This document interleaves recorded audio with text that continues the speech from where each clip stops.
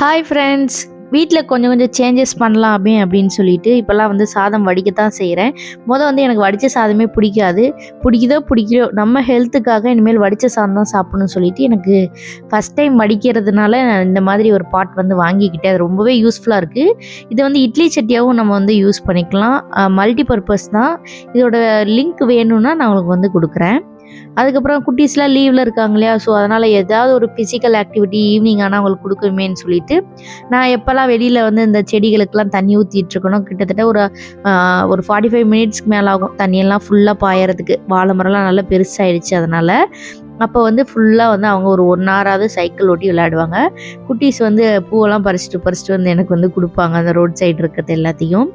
அதுக்கப்புறமா ஈவினிங் அவங்கள விளையாட விட்டுட்டு வந்து டின்னர் செய்யலாமேன்னு சொல்லிட்டு அன்றைக்கி வந்து மில்லட் நூடுல்ஸ் தான் வந்து செய்யலாமேன்னு எடுத்து வச்சுருந்தேன். சரி, ஓகே, இன்றைக்கி எல்லா வெஜிடபிள்ஸ் போட்டு செஞ்சு பார்ப்போம் எப்படி இருக்குது அப்படின்னு சொல்லிட்டு. நார்மலாக அதுலேயே வந்து மிக்சிங் எல்லாமே கொடுத்துருந்தாங்க. ஸோ அந்த மிக்சிங் எனக்கு என்னவோ பிடிக்காம மாதிரி இருந்துச்சு.